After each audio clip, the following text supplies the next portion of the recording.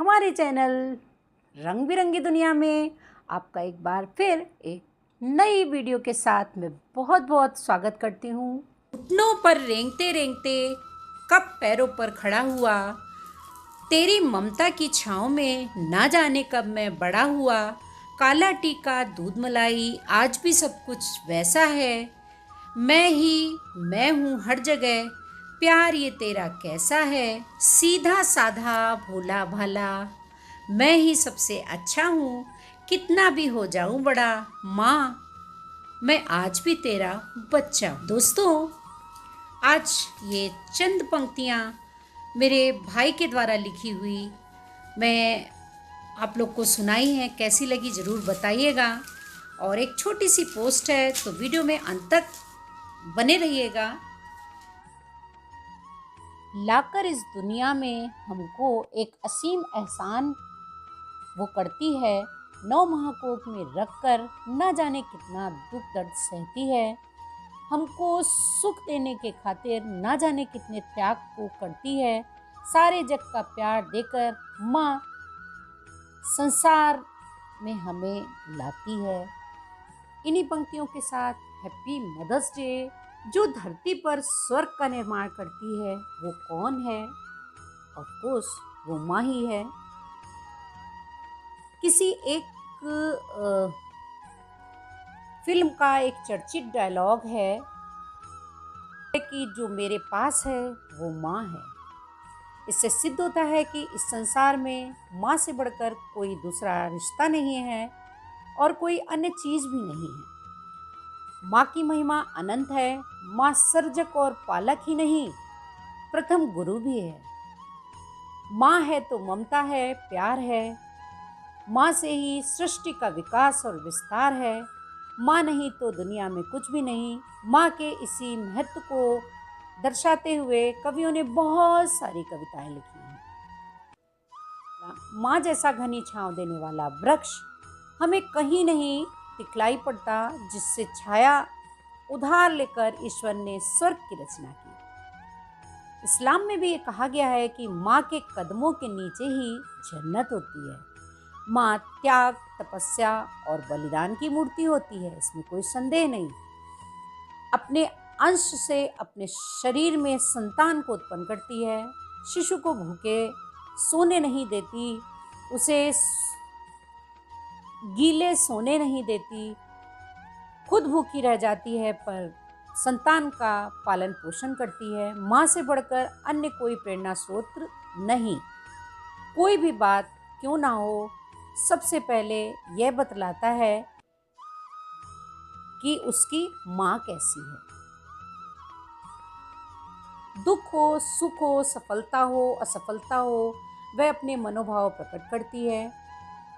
बच्चे को अगर किसी से प्यार हो जाता है तो उसे माँ से ही मिलाने के लिए बेचैन हो जाता है। अपनी गलती को बताने के लिए अवसर की तलाश करता है। हर बात उससे पूछ कर करता है। यह तो माँ और उसकी संतान का अटूट रिश्ता है। स्वामी विवेकानंद जी से एक जिज्ञासु ने प्रश्न किया, माँ की महिमा संसार में किस कारण से गाई गई है? स्वामी जी मुस्कुराए, उस व्यक्ति से बोले, 5 सेर वजन का एक पत्थर ले आओ। जब व्यक्ति पत्थर ले आया तो स्वामी जी ने कहा, अब इस पत्थर को किसी कपड़े में लपेटकर अपने पेट पर बांध लो और 24 घंटे बाद मेरे पास आओ, तो मैं तुम्हारे प्रश्न का उत्तर अवश्य दूंगा। ये कौन सी बातें हैं, कौन से तत्व हैं जो एक माँ को महिमामयी व पूजनीय बनाने में सक्षम है? संतान को जन्म देना, उसकी हर हाल में परवरिश करना, विषम परिस्थितियों में उसका मनोबल बढ़ाना, जिंदगी की ऊंच नीच समझाना, जिंदगी के दो राहों पर उसका उचित मार्गदर्शन करना, उसका पसीना व आंसू पोंछना, सब कुछ एक माँ द्वारा ही संभव है। माँ शिष्टाचार सिखाती है, उसे सुसंस्कृत बनाती है, इतना सब करती है, तभी वह माँ है। माँ कहलाने की अधिकारी भी है। उसका संतान के प्रति त्याग व वात्सल्य उसे महान बना देता है। हर बच्चे को माँ प्यारी होती है।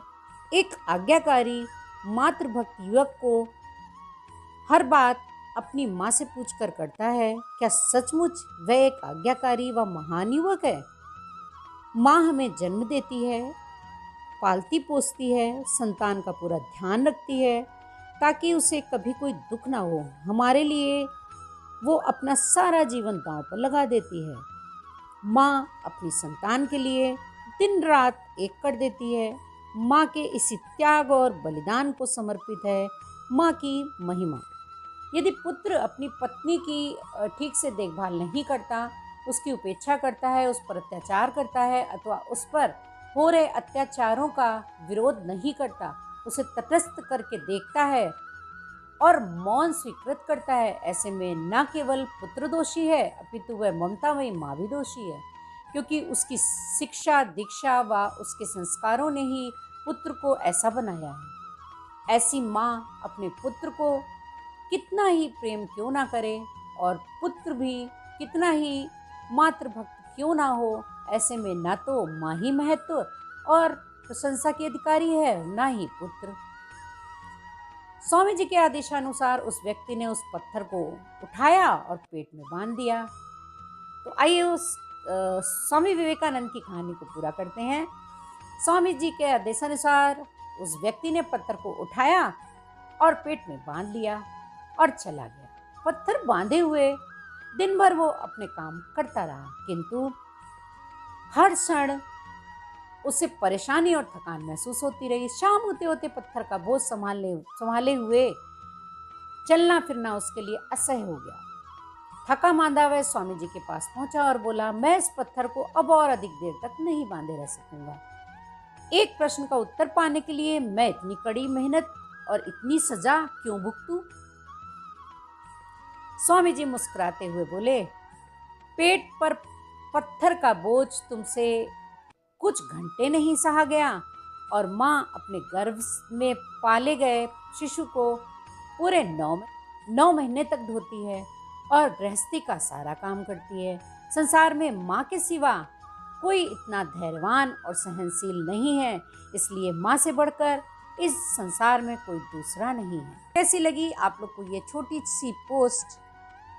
एक कहानी के माध्यम से मैंने ये बताना चाहा कि माँ हमारे लिए क्या नहीं करती।